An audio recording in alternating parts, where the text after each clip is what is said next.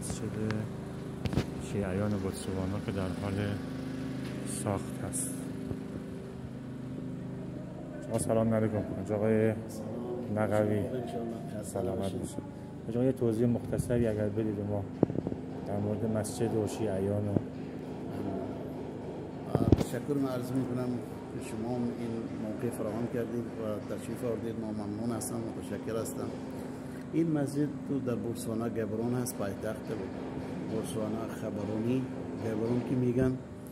بعد اینجا که مثلا بحمدالله این مسجد که در عرض 6000 متر ساخته میشه و بحمدالله چیز الان حداقل تقریبا 70% دیگه تمام شده کارش.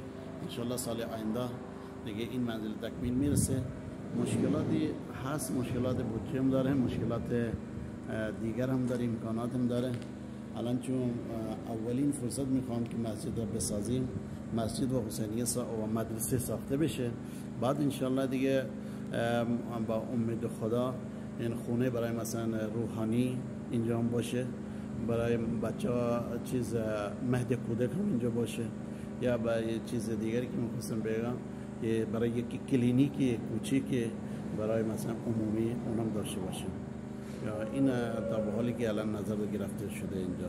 اینو میشه در همین اطراف ساخت، یعنی تو نقشه یا نه باید جای دیگه؟ نه همین جا که مثلا اون باری که جای ما داریم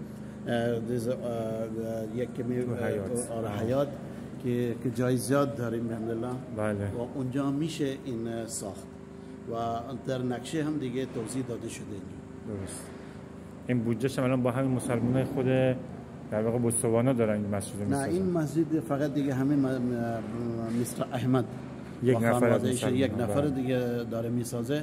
اما اون کسی که مثلا میخواد که برای ثواب جاریه مثلا میخواد کمک کنه، اون مشکلی نداره. بله. اما این بودجه فقط دیگه از طرف مستر احمد دیگه انجام میده. ایشون هم دیگه همه چیز خرج. خیلی ممنون.